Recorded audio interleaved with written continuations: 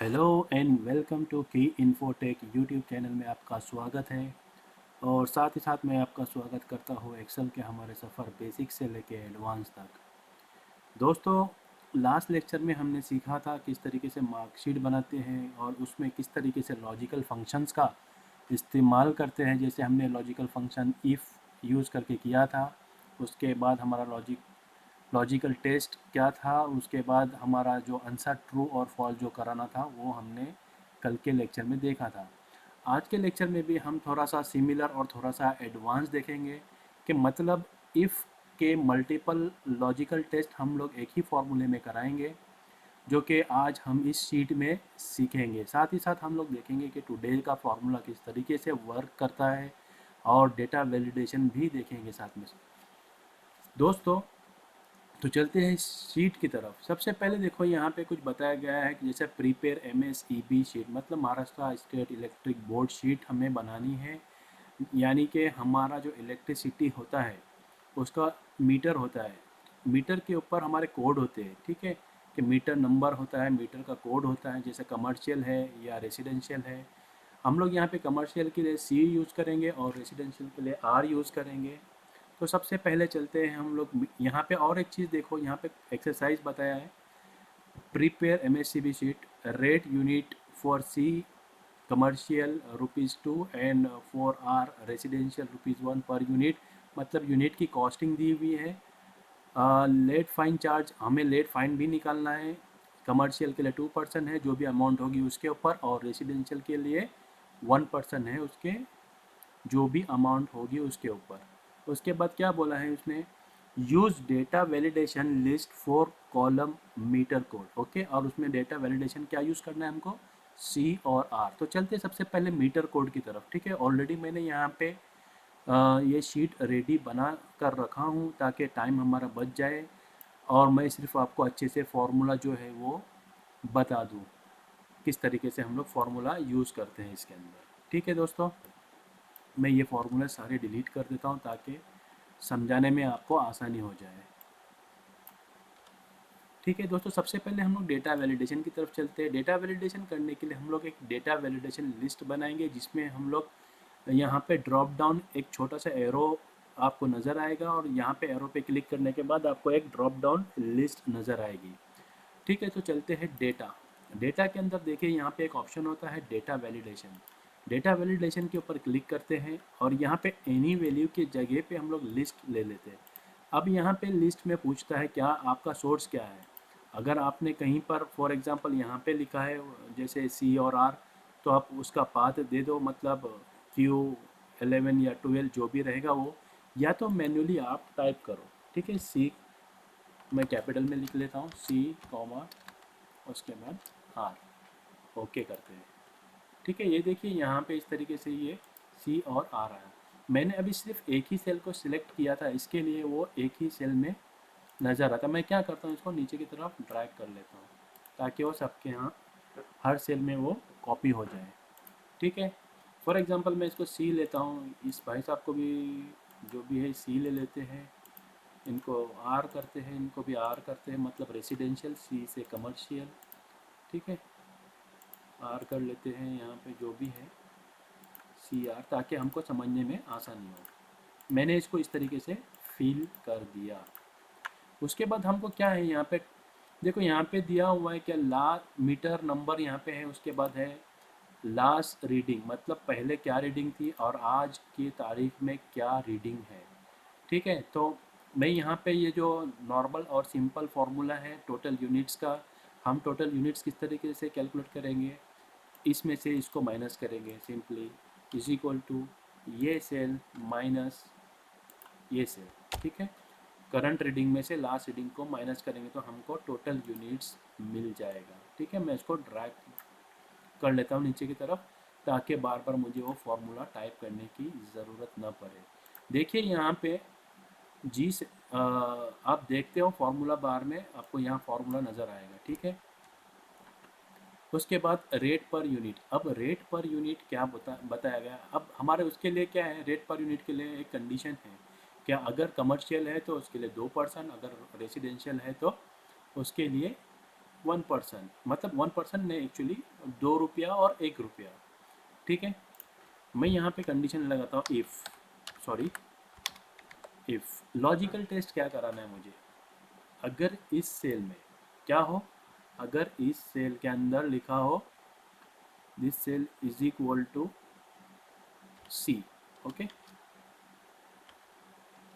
सी, condition क्या होना चाहिए मेरी, ट्रू, अगर सी है तो 2 रुपया, ठीक है, नहीं तो फिर 1 रुपया, करेक्ट। ब्रैकेट कंप्लीट करके मैं इसको क्या करूँगा, एंटर करूँगा। अब देखो यहाँ पे आप देख रहे हो सी, अगर मैं इसको आर करता हूँ तो वहाँ पे 1 रुपीज़ आ जाएगा, आ गया। इसको सी करूँगा तो 2 रुपया। मैं इसी तरीके से इसको, इस फॉर्मूले को नीचे की तरफ ड्रैग कर देता हूँ, आ गया 2 और 1, मतलब पर यूनिट का जो कॉस्टिंग है हमारा, अगर 1 यूनिट हम यूज़ करते हैं बिजली तो कमर्शियल के लिए 2 रुपया और रेसिडेंशियल के लिए 1 रुपया। ठीक है, उसके बाद अमाउंट, अमाउंट के लिए हम लोग क्या करेंगे, इज इक्वल टू, इसको इसके साथ मल्टीप्लाई करेंगे, ठीक है,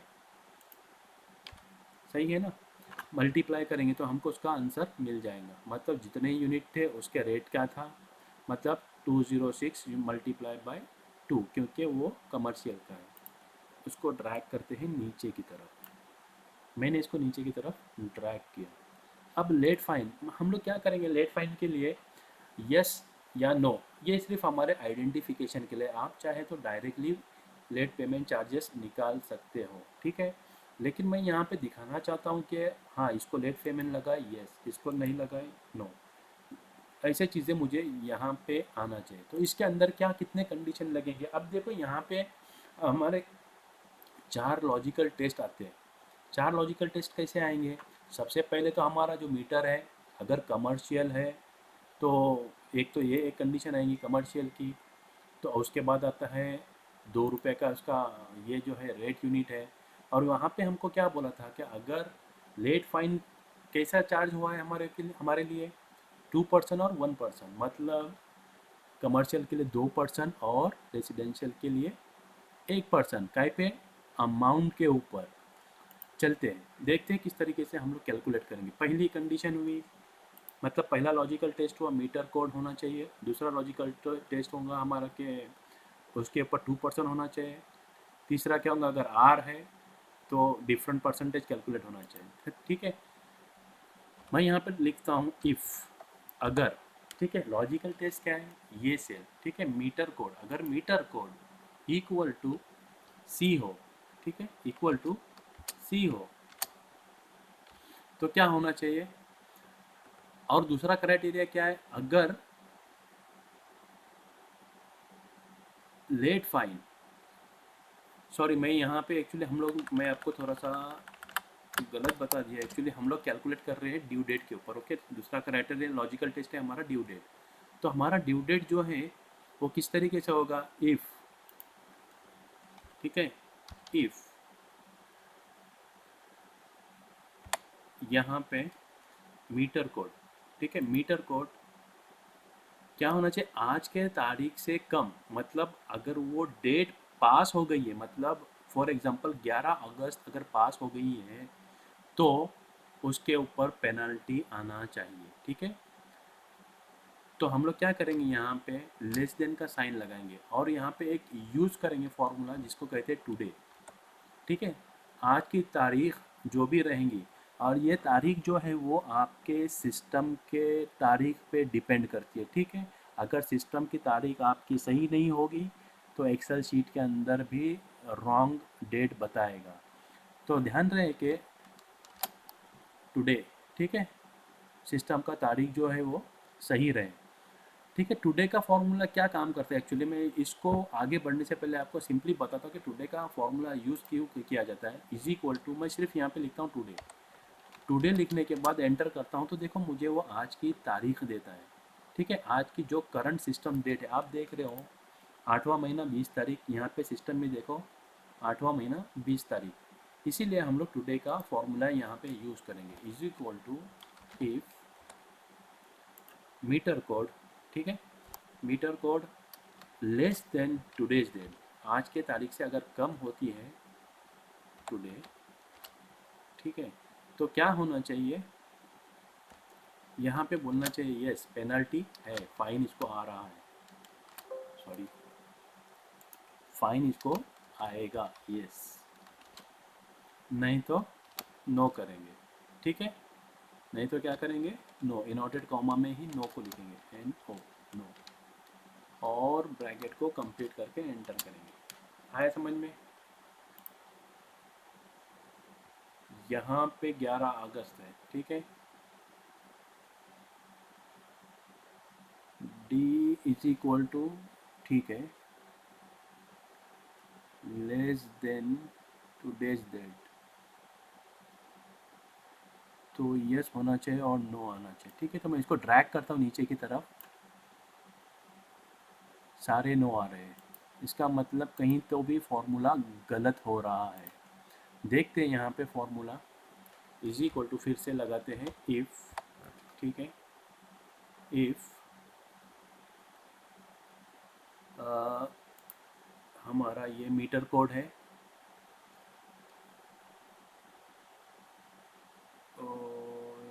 सॉरी सॉरी एक्चुअली डेट हमारी इसके ऊपर निकालना है एक्चुअली, ठीक है, सॉरी दोस्तों, डेट के ऊपर हमको येस और नो करना है। अगर ये डेट पास हो गई, मीटर कोड को हम लोग आगे वाले फॉर्मूले में देखेंगे, लेट पेमेंट चार्जेस के वहाँ। यहाँ पे सिर्फ हमको क्या निकलना है, अगर डेट चली गई है तो हमको वो मतलब येस करके दिखाए या नो करके दे, पेनल्टी है या नहीं है, ठीक है। तो हम लोग क्या करेंगे, इसको लेंगे ड्यू डेट को, ठीक है, ड्यू डेट को लेते हैं, due date less than 2 days, आज के दिन से कम, तो क्या होना चाहिए, यस, इसको पेनल्टी आएगी, नहीं तो नो, ठीक है। तो देखिए दोस्तों, यहाँ पे हम लोग क्या किए, पहले हम लोग क्या कर रहे थे, मीटर कोड को भी इंक्लूड कर रहे थे, तो मीटर कोड को इंक्लूड नहीं करना, हमको सिर्फ क्या निकालना है, तो इसको पेनल्टी आई लेट फाइन लगा है या नहीं ये मालूम करना है। अगर ड्यू डेट पास होके गई है तो उसको पेनल्टी आएगी। तो हम लोग क्या करेंगे, यहाँ पे ये डेट लेंगे और टू डेट मतलब सिस्टम डेट से उसको कैलकुलेट करेंगे, अगर सिस्टम डेट ये डेट से आगे निकल गई है तो इसको पेनल्टी आएगी, ठीक है, मतलब ड्यू डेट होके चली गई है। इसको मैं इस तरीके से नीचे की तरफ ड्रैग करता हूँ। अब देखो यहाँ पे ब्लैंक और एम्प्टी स्पेस भी आ रहा है, लेकिन यहाँ पे यस यस दे रहा है, मैं चाहता हूँ कि ये ब्लैंक और एम्प्टी स्पेस ना आए, तो उसके लिए हम लोग इस फॉर्मूले के अंदर थोड़ा एडिट करेंगे। क्या एडिट करेंगे, इसमें हम लोग बोलेंगे कि अगर ये सेल एम्प्टी है तो यहाँ पे डैश दे या इसको ब्लैंक छोड़े, ठीक है। मैं यहाँ पे क्या करता हूँ, यहाँ पे बोलता हूँ फार्मूला बार में आता हूँ, K7 इज इक्वल टू, अगर ये ब्लैंक है तो इसको छोड़ दे, ठीक है। उसके अंदर फिर से मुझे इफ़ लगाना पड़ेगा, ठीक है। अब यहाँ पे इफ़ लगा के नया फार्मूला और ओपन करना पड़ेगा, और उसको क्या बोलना पड़ेगा, इफ़ के, सॉरी ये क्या है हमारा, if K17, right, K17 less than today's date, और यहाँ पे देखिए, यहाँ पे एक ब्रैकेट ओपन हुआ, यहाँ पे दूसरा, और यहाँ पे ओपन होके यहाँ पे क्लोज हो गया, तो अब मुझे और एक ब्रैकेट क्लोज करना पड़ेगा और एंटर। अब देखो डेटा इसमें फॉल्स दिखा रहा है, फॉल्स दिखा रहा है मीन्स कहीं पर भी हमारा कुछ तो गड़बड़ है।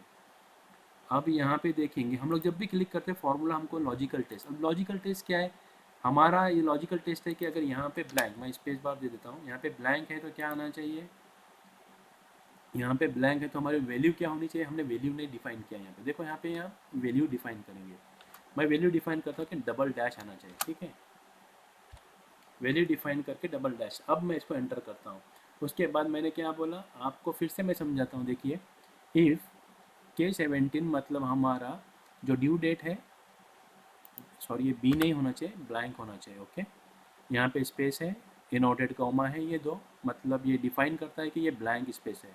उसके बाद मैंने यहाँ क्या, अगर ब्लैंक स्पेस है तो मुझे क्या करे, वो डबल डैश लगा के दे दे, ठीक है। उसके बाद मैंने क्या बोला फिर से उसको, इफ़ अगर सेम सेल है, अगर वो सेल ये डेट इस कॉलम में जो भी डेट रहेगी उससे बड़ी हो, तो वो मुझे आगे बताए कि वो ये डेट निकल चुकी है, और इसके यहाँ पे आंसर मुझे चाहिए यस।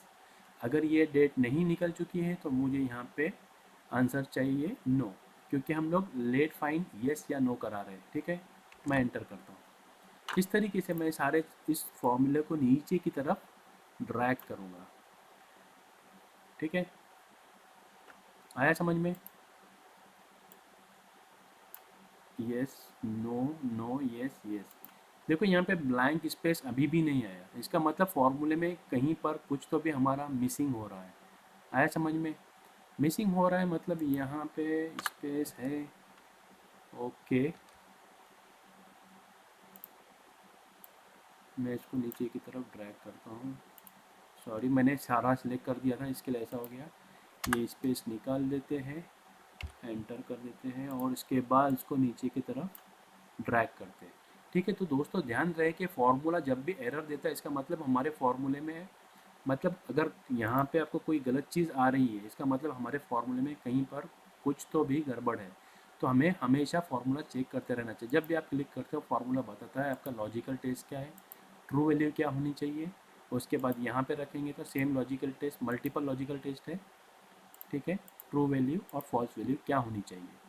दोस्तों मैं चाहता हूँ कि आप इसको गौर से देखें, वीडियो को चाहे तो रिवाइंड करके देखें एक बार दो बार, नहीं समझ रहा है तो, और फॉर्मूले आप खुद अपने फॉर्मूले बनाने सीखें। ठीक है, इसके बाद चलते हैं आगे नेक्स्ट स्टेप के ऊपर, लेट पेमेंट चार्जेस। अब लेट पेमेंट चार्जेस कैसे करेंगे? अगर मीटर कोड सी है और यहाँ पे यस है तो उसके ऊपर 2% चार्ज होगा, अमाउंट के ऊपर 2%। ओके, अमाउंट के ऊपर 2%। ठीक है, तो मैं यहाँ पे इज इक्वल टू, क्या है मेरा पहले का, इफ़ क्या टेस्ट कराना है मुझे, मेरा लॉजिकल टेस्ट क्या है यहाँ पे सी, अगर मीटर कोड सी है इक्वल टू सी। आया समझ में? और उसके बाद लेट फाइन यस है, उसके बाद मैं यहाँ क्या करूँगा, कॉमा दूंगा, फिर से इफ़ खोलूँगा। क्यों? क्योंकि मुझे दूसरा भी लॉजिकल टेस्ट पास कराना है। अगर ये logical test equal to yes, yes, ठीक है, अगर इक्वल टू यस है तो अमाउंट के ऊपर 2% कैलकुलेट होना चाहिए। अमाउंट क्या है हमारी, ये वाली अमाउंट का कॉलम है, इनटू करेंगे 2%। ठीक है, परसेंटेज का फॉर्मूला कैसे बनाते हैं इसके पहले लेक्चर में मैंने आपको बताया हूँ। ठीक है, 2%, नहीं तो फिर ज़ीरो, क्या करें, नहीं तो फिर ज़ीरो रहने दें। आया समझ में? ये मेरा पहला क्राइटेरिया था। क्लियर है कंसेप्ट यहाँ तक? उसके बाद दूसरा क्राइटेरिया क्या है, यहाँ पे सी था, अब सेम फॉर्मूला मैं क्या करूँगा, कॉपी कर लेता हूँ यहाँ पे ताकि टाइम पास ना हो। यहाँ से मैं इसको पूरा कॉपी कर लेता हूँ इफ से। ठीक है, यहाँ पे पेस्ट कर लेता हूँ ताकि अब यहाँ पे क्या आएगा, सी की जगह पे सिर्फ आर आएगा। क्या आएगा, आर। अगर रेसिडेंशियल है तो आर। आया समझ में? तो यहाँ पे 2 की जगह पे हम लोग क्या करेंगे, 1। दोस्तों यहाँ पे देखिए फॉर्मूला सेम है, आपने क्या किया, सेम चीज़ उठा के आगे डाली ताकि तुम्हारा टाइम बचे। और यहाँ पे जो हमारा जो क्राइटेरिया था, लॉजिकल टेस्ट था, हमने उसको चेंज कराया और यहाँ पे परसेंटेज कितना था उसको चेंज कराया। यहाँ पे मैंने ब्रैकेट को बंद किया, डबल ब्रैकेट, तीसरा ब्रैकेट, ठीक है, 3 ब्रैकेट डाल के एंटर किया। तो मुझे इसने बताया कि यहाँ पे सी है तो 8.4%। चलो मैं इसको आर करके देखता हूँ, देखते कम होता है क्या। हाँ देखो कम हो गया। आया समझ में? तो इसको सी करते हैं। उसके बाद मैं इस फॉर्मूले को नीचे ड्रैग करता हूँ। ठीक है दोस्तों, आप वीडियो पॉज करके इस फॉर्मूले को किस तरीके से अप्लाई किया गया उसको भी देख सकते हैं। जहाँ पे नो है उसको इसने ज़ीरो कर दिया। ठीक है, और जहाँ पे कैलकुलेट है आर है उसको कैलकुलेट करके 2% और 1% के हिसाब में बता दिया। टोटल अमाउंट निकालने के लिए हम लोग क्या करेंगे, अमाउंट में ये ऐड करेंगे, जो भी है लेट पेमेंट चार्जेस जो भी है उसको ऐड करते हैं, is equal to payment plus late payment charge. तो इसका ये महीने का जो भी चार्जेस रहेगा वो 420.24। ठीक है, मैं इसको ड्रैग करता हूँ नीचे की तरफ। आया समझ में? आई होप दोस्तों ये शीट आपको काफ़ी यूज़फुल रहेंगी इसके अंदर, क्योंकि डेटा वैलिडेशन भी है, किस तरीके से हम लोग डेट वाइज कैलकुलेट भी कराते हैं, टुडेज का फॉर्मूला लगा के किस तरीके से हमने इफ़ के साथ में टुडे का फॉर्मूला लगाया और यस और नो का मतलब लेट फाइन है या नहीं है पता कराया, अगर है तो कितना है और उसको कैलकुलेट कराया दिए हुए परसेंटेज के ऊपर। ठीक है दोस्तों, आई होप ये वीडियो आपके ज़रूर काम आएगी और आपको अच्छी लगी होगी। अगर आपको नहीं समझ में आई होगी तो आप मुझे कमेंट बॉक्स में कमेंट करके पूछ सकते हैं या फिर ईमेल कर सकते हैं कि info.edu@gmail.com पे। ठीक है दोस्तों, तो आज के लिए इतना काफ़ी है। मिलते हैं अगले लेक्चर में, तब तक के लिए have a nice day, good bye.